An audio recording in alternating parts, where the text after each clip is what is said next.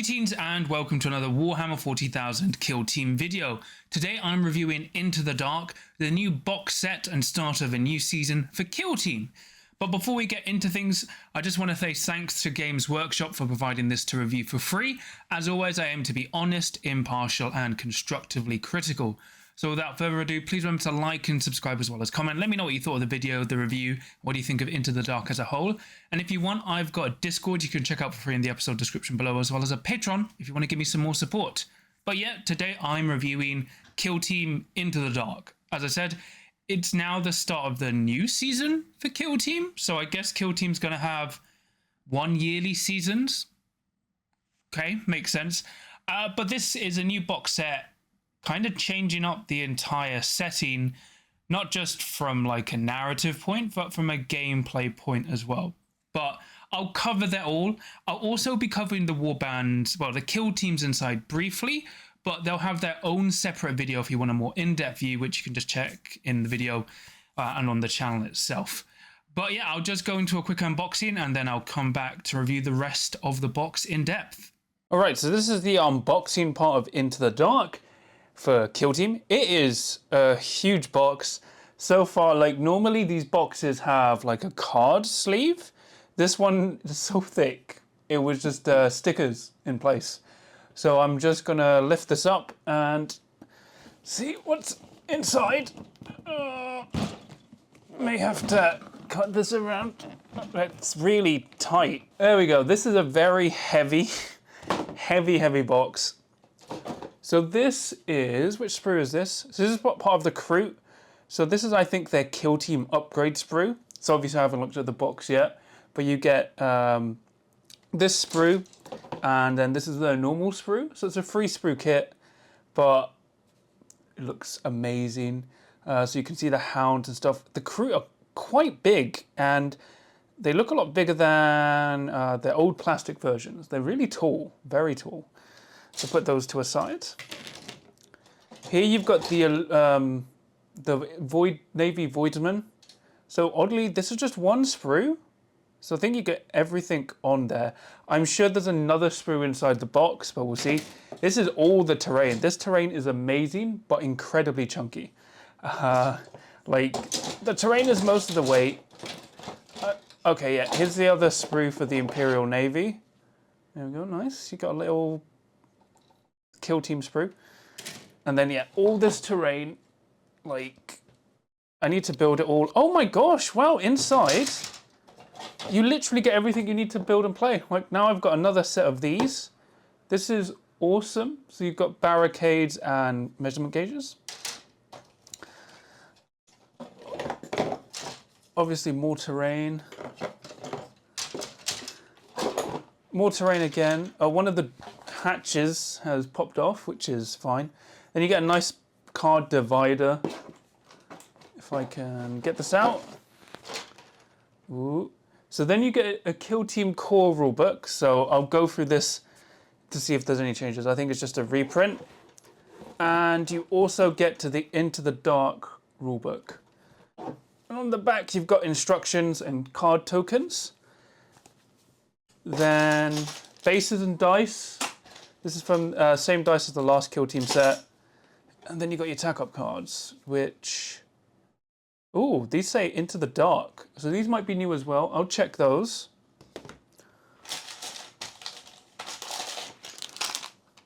And then you get your new card game board, which is pretty nice. From what Games Workshop have said online, it's effectively... they made a model version, took high quality photos and scanned them into a board. So that's pretty neat. Let me quickly open the tack-up cards to see if there's anything different. Because yeah, as I said, this is just like a blind unboxing, part of the review anyway. I'll read through everything later. But let me just open the tack-up cards because they do interestingly say Into the Dark. So are they Into the Dark tack-ups? I think they are. So this is opened. No, they are the same. In fact, mine kind of, you can't really see it, but they've got like here, like printing errors, like you can see the streaks. let me see, Rob and Ransack. Oh, which was one? Deadly Marksman. They fixed Deadly Marksman. Look, it's using the proper wording this time. Because it says after something the attack up. Because before it had the same wording as someone else. Yeah. Oh, so the tac ops are up to date. At least with wording wise. Otherwise, they look. I'm looking through them now. Yeah, no real change. It's just they are not well printed. So probably didn't need to open these, but live and learn. So yeah, that's it pretty much for the unboxing part of the review. I'll go through everything in depth and then I'll cover it in the main body. I hope you enjoyed this brief unboxing. It's just a lot of stuff. This box is very heavy. You get a lot of cool stuff. And hopefully, by the power of magic and editing, all the teams and terrain should be built and or painted. We'll see. We'll see how magic I can be. So back to you, future/past John. So yeah, after seeing the contents, which you do get a lot, and it's quite a heavy box, about 4.6 kilograms in terms of weight.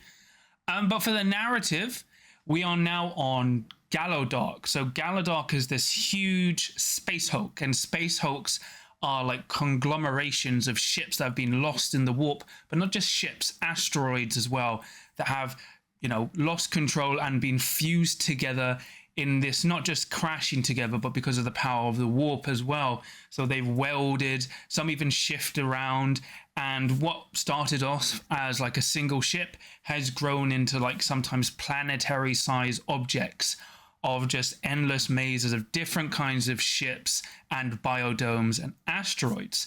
And Gallowdark is one of the biggest of these space hulks, which people are now investigating as it's appeared outside of the warp. Now, while this setting is mainly focused on small corridors and spaceship battles inside Gallowdark, there are actually, according to the book, a lot of biodomes ranging from areas where psychic powers are overflowing to where they're unable to be used at all, as well as places with like jungle fauna and flowing rivers and like molten lava and acid pools.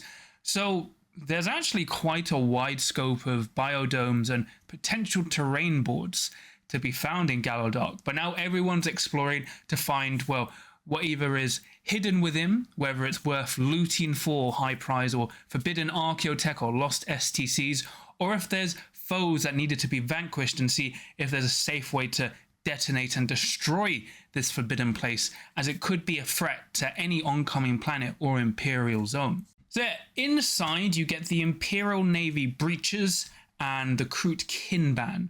So you get another guardsman force starting off with the Imperial Navy. They're okay. They're actually pretty good, but mostly because of the rules. Because you basically get 10 of them. They all have 7 wounds with a 4-up save. They have void hardened armor, so they get to reroll saves of 1 against blast and like torrent weapons. And they have a few neat tricks, but they're primarily a short-range warband, kill team, sorry, and they're designed to play in Gallowdark. You know, like the shotguns are great.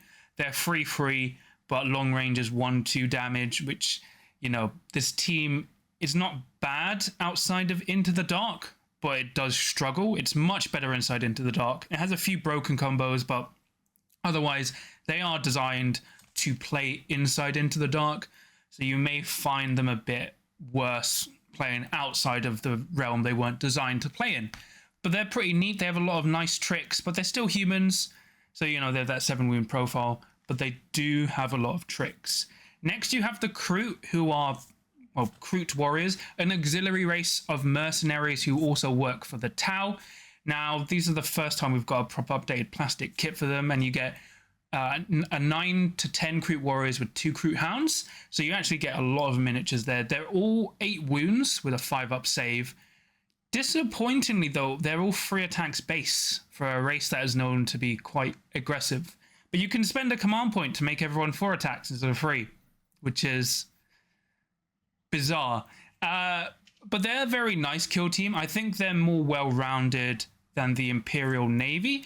The only problem is, I don't think they're that great for Into the Dark. They're still okay, but they play much better outside of Into the Dark, which is a shame, but it's just weird how they're a weird fusion of melee and close combat, but don't do either particularly well.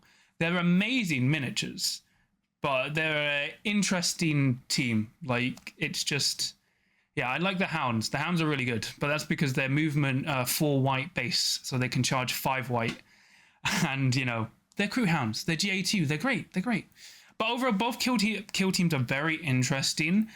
I would say I prefer the crew overall, but gameplay-wise, I prefer the Imperial Navy, mainly because they've got better faction tack-ups and they come with security, and they have more tricks that kind of boost them more than normal, and they play much better for Into the Dark. They've got lots of rules for playing around that, whereas the Kroot Kimband kind of don't.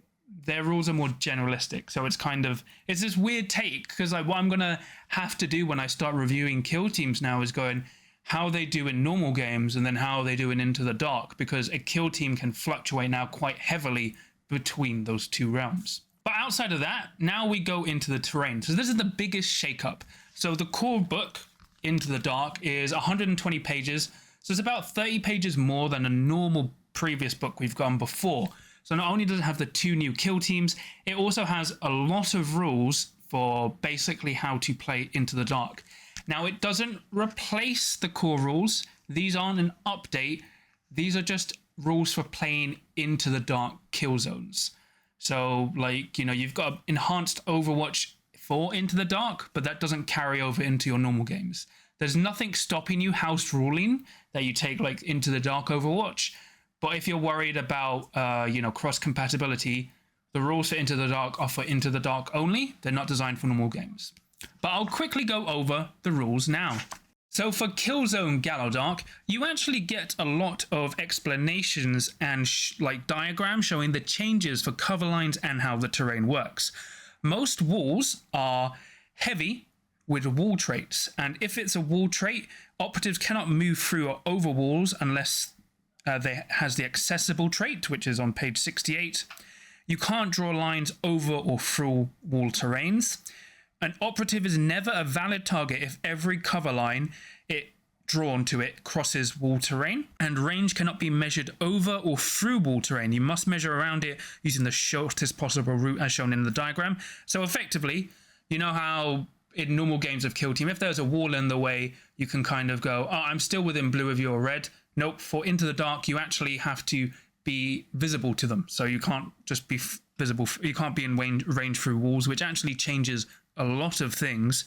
Then you have, in order for a wall terrain to provide cover or be obscuring, a cover line must cross a corner or end of that terrain feature. So now changing to the diagrams, it basically shows you how to claim in cover. So for the top example, in the top right, it shows you're not in cover because no cover line is actually crossing a corner. It's just shaved off. The one below shows you are in cover. And then the third image, it shows you that the Kroot Warrior isn't in cover. But if the Kroot Warrior is shooting at the Novice Gunner, then that gunner would be in cover. And then there's just more diagrams. It's very, very clear. And then at the bottom, you've got the open hatchway. But it's very clear, and I really like these diagrams because it helps so much. It's what these kind of diagrams was what was needed in the core book. So it's really nice to see them added here. Now we've got hatchways. So a hatchway is a terrain feature that has 2 statuses, closed and open. It has 2 points, which are an access point and a hatch, and their traits depend on the hatchway status. You can perform the operate hatch mission action to change its status. So while closed, all hatchways begin the battle closed. Its hatch must be fully within its access point, and all parts have the heavy and wall trait. And for 1 AP, you can do the operate hatch action. So you can perform this while within black of a hatchway's access point. Open or close that hatchway. You cannot perform this while within engagement range of enemy operatives, or if that hatchway is open and an enemy operative is within black of the access point. So it doesn't really care about who controls it. It's just basically, if someone's there and it's already open, you can't close it. So you can't do this thing like you had in the old arena where you just close doors in people's faces. An operative can perform this action during a dash or normal move action, and any remaining increments of movement can be used after it does so. Note, however, that opening the hatchway can cause an operative to be within engagement range of an enemy operative, in which case that dash or normal move action would immediately end unless you had the fly special rule. So there's a designer's note: if you can't fully open the door, you remove the operative, fully open or close the door, then put the operative back, and then you have to remain them in the exact range. But the key thing here, once again, it's another tidy up from the previous arena where, you know, you would go to a door. It may not be all your movement, but moving and then opening the door would cost all your movement. So you can still like move, dash, and then open up. Normally, interestingly, you can't do this during a charge action. So it's actually quite a knock to melee teams. Then you've got an open hatchway, which is a hatch with an access point. So while a hatchway is open, its hatch must be fully open. It cannot be ajar. It has the accessible trait and it has the wall trait. So accessible, an operative can move through the walls up to black adjacent to this point as if they were not there, so long as at least part of its base would move through the access point when it does so. An operative cannot finish a move in or on an access point, as an operative must finish in a location where it cannot be placed. It must finish the move wholly on one side or the other of this terrain feature. And an open hatchway does not provide cover, nor is it obscuring. Walls on either side of the access point must be used for this instead. So once again, you've got more diagrams on the right-hand side, and they're very clear. So once again, it shows you that, you know, for the top part, doesn't matter about base size, as long as you're within range of the door, you can move through it. So even if you're on a 50 mil base, like for Tyranid Warriors, it's not too bad. And then it's showing you what happens when you're blocking it with two operatives. You effectively just phase through straight through, but you cannot move diagonally in such a way where your operative would be blocking. So your operative is still there in terms of movement, but as long as you go straight ahead, you're fine. And then in the third one, you have your two friendly operatives blocking the back one. And then the bottom one shows charging through, although this is the interesting one. So you can charge through. It basically stops door blocking. You can fit through and charge, but you'd still be following the engagement range rules. So blocking an open door doesn't really block it unless there's enough space where they physically can't place their base, but then you're still in the open. Then you've got the kill zone into the dark terrains. So you've got like these little pieces. So you've got the ancient apparatus, which are all heavy and traversable. Some of the first in the game. And they have, like, depending on the mission, they may count as objectives. So for those, you need to be within black of them, and whoever has the most APL within black controls them. Then you have the pipes. The overhead has the insignificant trait, and the broken pipe is light and traversable. Personally, I would never use the overhead pipe. I find it just gets in the way. It's not great. But the broken pipe is neat. And then you've got Gallow Dark barricades, which are barricades that are for Gallow Dark. They're pretty neat, and they are slightly thicker than the normal barricade you get, but they still follow the dimension of being 1 inch high by 2 inches long and less than an inch thick. So I'm probably going to start using these for my normal games just because they're neat, but if you don't, you can use them as scatter terrain for Into the Dark. So now we have the close quarters rules. So this basically unlocks the unique rules to be used within games of Into the Dark. So first you have the guard action. An operative goes on guard. An operative is on guard until any of the following true for 1 AP. You perform an attack or any actions excluding pass. So basically you can't go, I'm going to go on guard, then shoot, or go on guard, then move. You can only like move or shoot, then go on guard. An enemy operative ends an action with engagement range of it, and it does not make a guard attack. So if someone charged you and you chose not to guard attack, you can't hold it. So you have to use it the first time you can, effectively. Your order is changed to conceal. So you can currently do this while you have a conceal order, but you can't do it while you have an engage order, then after your activation switch to conceal. So interesting interactions there. Might need to be FAQ'd about if you can do guard while concealed. And then when you do the shoot action, this action is treated as a shoot action. An operative cannot perform this if it has a conceal order or while with an engagement range. So while on guard, you get some unique abilities. When you do, you can interrupt an enemy's action at the end of their action during an activation, kind of like track target from the Phobos Strike team.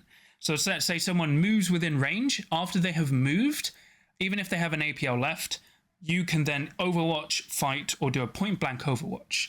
So an overwatch is the normal -1 to shoot. Then you can do a free fight action. So basically if they charge you, And then you've got the point blank Overwatch. A point blank Overwatch is the same Overwatch but with the additional rules. So you can perform the Overwatch action while within engagement range of an enemy operative, and the enemy operative is within engagement range of the target regardless of any other rules. Until the end of the interrupted enemy operative's action, each time that friendly operative fights in combat, do not select melee weapons or roll attack dice for it during that combat. So basically what it says, when you're using the point blank Overwatch, you're sacrificing the ability to fight in combat, which generally isn't too bad, especially if you're a gun operative and you don't really have a melee profile. Note that it must be an enemy operative's normal activation that is interrupted. It cannot be after an enemy active performs its action outside of their normal activation, e.g. Overwatch. If an enemy operative has its activation interrupted by a guard attack, would be incapacitated and subsequently revived during its activation, e.g. via the medic ability, its activation immediately ends. So it stops any things like, as you said, the medic reviving and then you fight again. But the key thing is here, currently what you can do it while concealed, so you can move up with a melee guy and go concealed. So if someone charges you, you fight first. So that's a really important one. Point blank Overwatch is really good for gunners, but you do sacrifice the ability to fight back in combat. So if you don't kill your opponent is likely to kill you back, and then you got your normal Overwatch. But like the interesting thing, I think they should just make this a core rule, because it's kind of what I said like Overwatch needs to be. I said it should be like, change it to reaction, and then you can react to either Overwatch, fight, or fight at -1 to hit, or do like a dash action, something to give your guys something to do while engaged. So it's weird the fight action isn't at -1 to hit, but I'm okay with that. But I think the point blank Overwatch is going to cause a lot of pain for melee teams. But it's very interesting to see how this will shake it up. Then you've got Hatchway Fight. This action is treated as a fight action. An operative can perform this action if all of the following is true. It is not within engagement range of an enemy operative. Its base is touching an open hatchway's access point. An enemy operative is blocking that access point, or an enemy operative is blocking the access point if it is on the other side and within white of the access point, as shown in the diagram. Fight in combat with that operative against an enemy operative blocking the access point. In the select valid target of that combat state, the enemy operative is a valid target. So as in the diagram, it basically goes, someone's blocking the door, this is a way to deal with them. And the interesting thing is you can move, dash, and then hatchway fight. But you don't count as within engagement range of an enemy operative, so you don't get outnumbered, and you get to pick who you fight. So using bodies to block hatchways is actually quite risky, especially against melee teams that are really good at melee. But yeah, the interesting thing, move, dash, and then hatchway fight. So it's a key thing people have to keep in mind. Then you've got additional rules. So you've got the condensed environment. So weapons with the blast, splash, and or torrent special rule gain the lethal 5+ special rule. And then each time you make a shooting attack with such weapons, you have to choose either to fire normally or use the special rules as above to get lethal 5 up. But if you do it, weapon goes to range blue instead of range normal, whatever it has. So flamers would go from range red to range blue. Grenades go from range red to range blue. Interesting stuff is like rocket launchers. They would go from normal range unlimited to range blue. But each time you make a shooting attack against an enemy operative, if a cover line drawn to that enemy operative crosses one or more operatives with an engage order, excluding operatives of 5 or less, or if they're touching your base, in the roll attack dice step of that shooting attack, roll 1 less attack dice as shown opposite. So it basically goes like how friendly operatives can, or operatives in the way can kind of reduce the accuracy of those weapons, encouraging you to fire who's, in front. But we'll go to the diagram. So the novice armist max makes a shoot against a Kroot. As the cover line crosses a Kroot cut skin, 1 less attack dice is rolled, unless they chose to attack the closest one. And then when making a shooting attack against the Kroot there, a cover line crosses a friendly operative, but also as its base hatches does it. But as you're touching the base, you're ignored. So if you weren't base to base with your friendly operative, that would block the shot as well. So it's actually kind of a punishment for when you're shooting.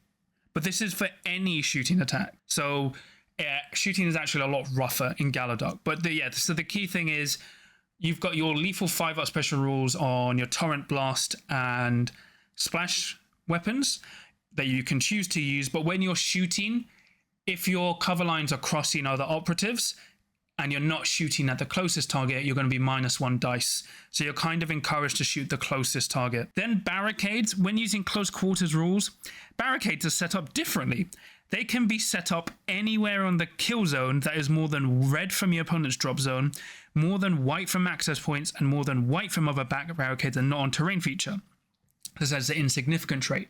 So the key thing here is, I think they should port some of these rules into the core game, because the main thing is here, you can't put them in front of doors to make doors traverse, like pave movement to cross through doors like you can in normal games of Kill Team, and you can't stack barricades within range of each other. So what you can do is you can place like 2 or 3 barricades in front of a point to basically make someone pay 3 white of movement to try and move through and effectively block off that area.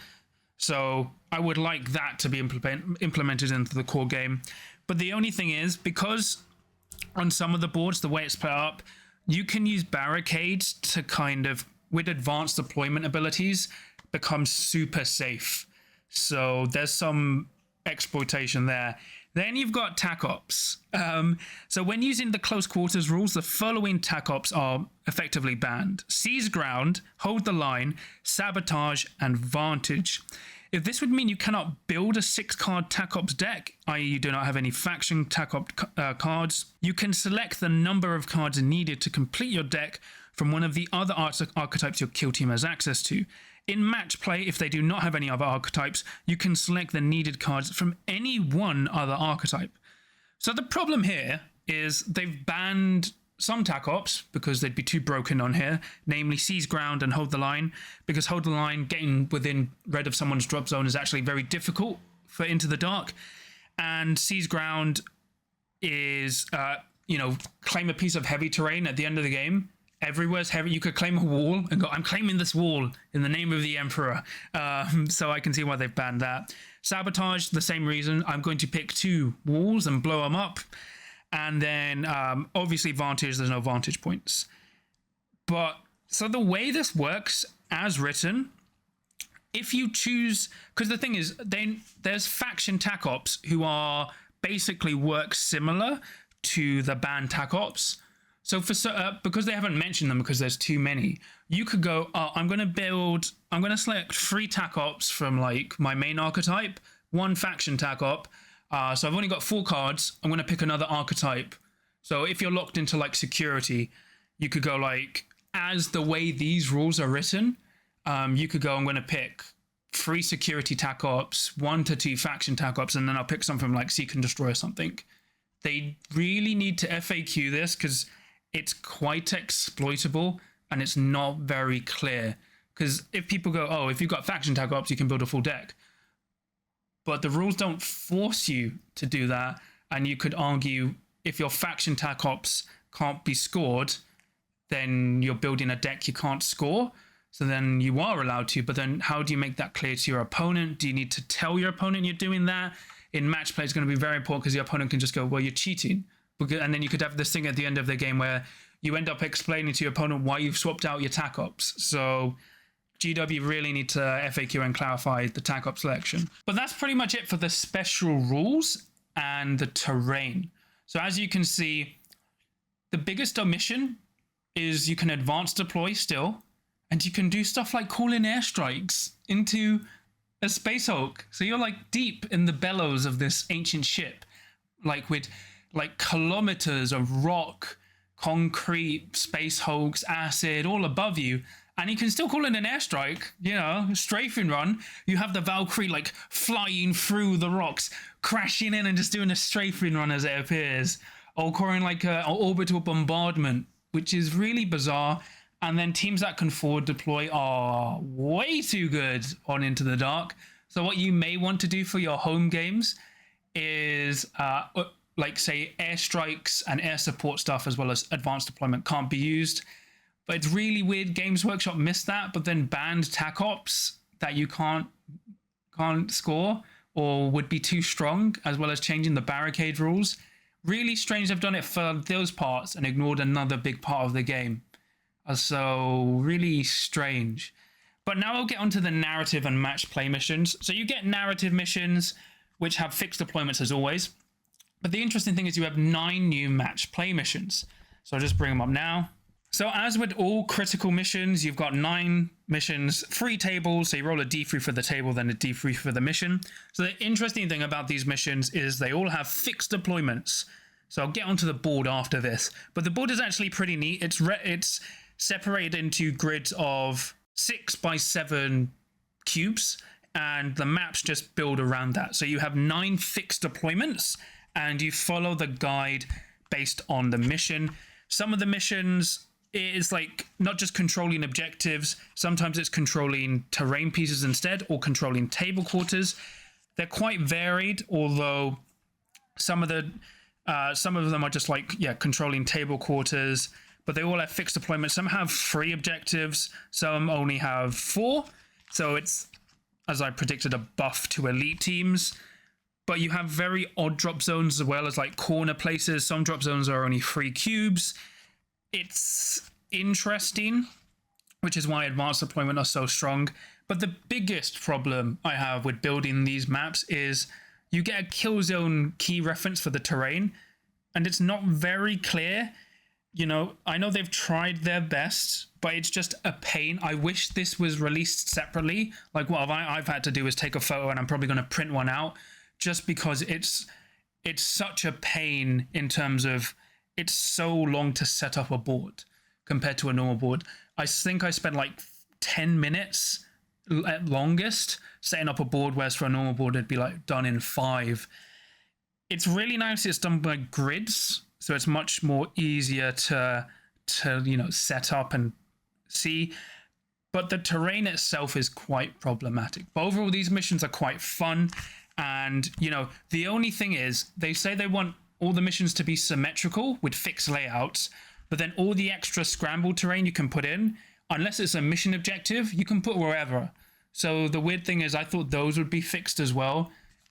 Once again, it's a very like strange position for me where they've like Games Workshop have said they want fixed deployments, but then offered all this random variables, which kind of defeats the purpose of what they were trying to do and have everything fixed and uniform. But overall, they're pretty neat, nice ways to play the game differently, and they all look, you know, if you're a competitive player, probably loving these. So hopefully people won't make their own missions now and change their layouts. They'll just use the layouts in the GW book, which is one of the main selling points for this box. Now, the other thing, I want to talk about the terrain. So the terrain is nice, right? You get a lot. So the board is different. It's a 703mm board by a 603mm board. So it's slightly shorter, but longer than a normal board. So obviously they've changed the board to fit the terrain instead of designing the terrain to fit on a normal board. So this brings in some interesting problems. Games Workshop wanted a uniform board size, and now they've changed it for a custom board size for Into the Dark. Are the following boards going to follow the same sizing as Into the Dark, or will they go back to the normal sizing for previous Kill Team boards? Very unclear. Are we going to be having the same terrain going forwards, or are we going to use different terrain? Unclear as well, especially as all this terrain is supposed to fit together with the other 3 boxes that are coming across the next 12 months to make your own board. But here's the biggest problem with the terrain. Let me just guess it. So when you've got the terrain, you've got like these L pieces, which are like your corridor pieces. So these actually plug in quite easily. Let me show it. So they just kind of slot in and they're fine. And then you can put a cap on to secure it and you've got a nice wall piece. The biggest problem I have is plugging these damn things in. So unpainted, these are super tight. Like they barely fit while unpainted, and as you can see, they don't fit while painted. They don't fit. There's barely any paint on these connectors. It's like all I did was spray paint them black. So what I am going to do is Dremel sand all the connectors so they fit. Like I'm basically gonna file them down to nothing, and your only option is to Dremel it or use like a hand sander. But doing this isn't a such a pain. Like, it's almost worth not painting the terrain, but even if you don't paint the terrain, they don't fit because they've designed it in CAD, so like it's flush on the computer, but because it's so flush, obviously on a computer it's going to plug in and plug out easily. In the real world, these are like glued together almost while unpainted. So it's like you're going to have to massively file these down if you're going to play this regularly. And I'd probably say if you can be okay with it, don't paint the terrain. Don't paint it. It wasn't actually too bad painting the terrain. The biggest problem I have is actually putting it all together and unassembling and putting it back all together because nothing plugs in flush. I am going to spend probably like an hour or two sanding down all the connectors to where they're basically not flush. So, I mean, so they're not like, you know, super strong when they're plugged in, just so they fit. Like, it's so frustrating. And I think if you're a TO, you're going to go mad with this terrain. Like, I'm happy I painted it and it looks great. I'm just going to airbrush some details for lights and stuff. But I would never want to do it again. Like, it only took me about a day or two to do it all because I did it quite simply. But oh my gosh, this terrain is pain. It's really, like, especially if you want to buy multiple kits. But that's pretty much it for all the content. So overall, would I recommend Into the Dark? So I don't know the price at the time of recording, partly because I'm going to Nova, and when this review drops, I'll be in Nova. So, you know, give me your power so I can win Nova. But so I'm guessing the price is going to be £140 to 180. So I don't normally talk about price for Kill Team. So inside the box, you do get a lot. You get Into the Dark, you get the old core rulebook, you get you get TAC-op cards, which have the up-to-date wordings. So, you know, nice. You get dice, you get the barricades again, everything to play the game, as well as a lot of terrain and some really nice kill teams. And like the problem is the price. I don't normally talk about price because with Kill Team, Octeris is really good value, and you generally don't need to buy everything for Kill Team. But my biggest problem with this season is we don't know how this season is going to shape up. All we know is like the next 3 boxes are going to be linked. But from the description of Gallo Dark, these boards could be anything. They don't actually have to be corridors. Will it follow the trend of terrain all being the same, as in brand new? Or will it be old terrain recycled? Are we going to get new teams in boxes? Or is it going to be a new team and an upgrade kit like previous boxes? None of that is clear. And our Games Workshop are going to push this as the main competitive format because it doesn't replace, it's to be played alongside. So there's a lot of questions, which is makes it very hard to look at this and comfortably go, yeah, buy it or don't buy it. It's kind of have to go wait and see. I think, as I said, I think it's a nice way they've done this. It's a revamp of the old arena board that we got on the last edition of Kill Team. And it does play a lot better. And, you know, playing this for a month or two, maybe even 3 months, it's pretty fun. I think I'd be okay with that. Anything more than that, I wouldn't be game. I really miss Vantage Points. I find the game, while it's more, you know, you've got fixed layouts, it's a very close quarters game focusing basically on point blank shooting with melee if you're fast. My only problem is because there's no vantage points, shooting is heavily limited. It kind of removes what's good about Kill Team because I really like the counterplay between being fast, melee, and then, you know, having to play around long range shooting and shooting allies and 3D boards. You know, it's really good they've made a 2D board with all this plastic terrain, but it kind of defeats the key purpose and points that I enjoyed about Kill Team. Like, you know, sure, I don't really like being shot across the board or shooting teams being so strong. But if this is how it's going to be for a year, and if events are forced to or have to run and will like all start running Into the Dark only, probably stop playing for a while until, you know, it switches back to normal Kill Team. And the other problem is what's going to happen in a year? We're not going to use this terrain anymore. We're going to move on to a new setting. So the biggest thing is, even if you were only interested in an old team before, The cool thing about previous boxes is the terrain was always cross-compatible either with Kill Team or Warhammer 40,000 or even the Horus Heresy. So you had multiple venues to use it through. Whereas with this Into the Dark terrain, it's only good for Into the Dark. It will only ever be good for Into the Dark and maybe Zone Mortalis. So like if you're a Horus Heresy player, you're probably going to love this box because you can just make Zone Mortalis from it and you can convert the Imperial Navy into Solar Auxilia. But general 40k players are going to struggle. So it's really confusing. I don't know how to recommend it. I mean, would I buy it? I don't know. It's like, I know some tournaments want to run this, and I'd probably have to buy it for competitive play, but depending on the price, it may be with gritted teeth. And if you were a new player, I think it's an interesting point to jump on. I think it offers enough as Octarius. Like if you just wanted to buy Into the Dark alone, you just wanted to play Crew and Imperial Navy against a friend, now and again swapping around, it's actually really good to buy in for that because it's a nice self-contained game, and then you have the option to expand out. Now, if you have no interest in those teams, or you want the teams but not the terrain, it's going to be a hard buy.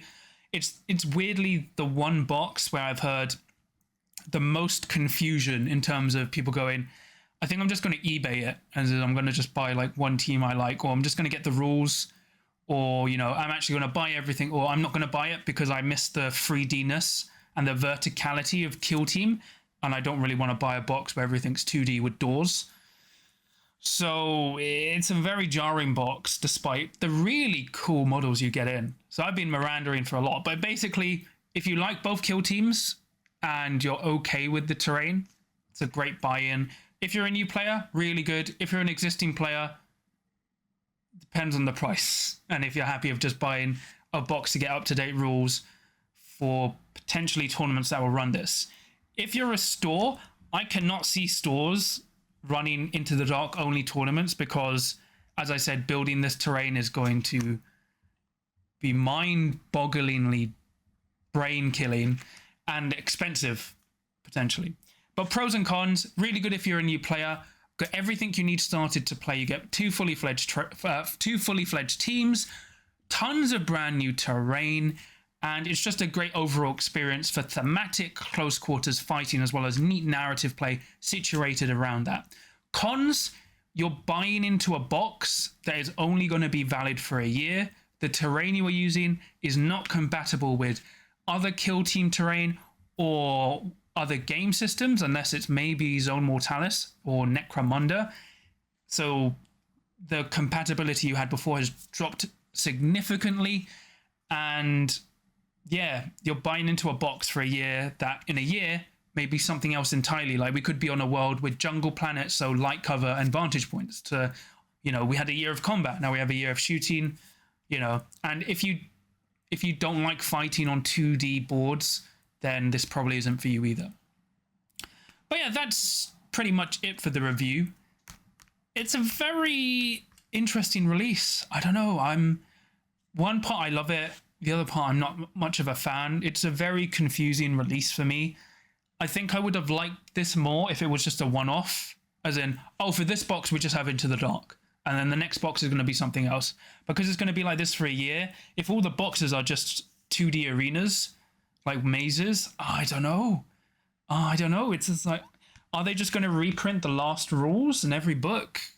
Like, this is the problem when you go, oh, you want to buy all 4 boxes for the year to see what the season does. You really need to show us what that all means. Otherwise, you're basically getting people to gamble and to buy in advance. You know, that's just me rambling. As I said, if you want to check out the Kill Teams featured in these books, I've done individual reviews of them. And if you want to buy this box, you can do so via my affiliate link in the episode description below, which you can buy at which you can get a 15 to 20% discount at no additional cost to yourself, while helping to support me and the channel. But yeah, please remember to like and subscribe as well as comment. Let me know what you thought of the video. Do you like Into the Dark? Do you hate it? What do you think of the review? Anything I missed? And if you want, I've got a Discord you can check in the episode description for free, as well as a Patreon if you want to give me some more support. So I'll quickly thank my patrons. So for my adults of the crit, I have Samaru, Sam, Tarun, Kenzie, John Thomas, Dave, Average Joe 27, and Adzik. And then for my veterans of the crit, I have Samja and Confucius. So thank you so much for all your support. It really means a lot to me. But yeah, that's pretty much it for Into the Dark. I'm quite impressed. I painted all the terrain. I did not have enough time to paint the kill teams because I'm in America right now. It's 5 a.m. in America, or like nearly 6 a.m. depending on where you're watching this, if you're watching it when it's gone live. So yeah, I'm currently in Nova. If you're at Nova, say hi. But yeah, that's Into the Dark. I have a battle report soon. I've also got like an article version in the episode description below, as well as reviews of the Kill Team Annual and all those Kill Teams. So check them out. There's a lot of content. But remember, even if you're lost in the confines of Into the Dark, remember, no matter how dark and mysterious and maze-like the kill zone may get, there's always hope, as long as you can roll a crit.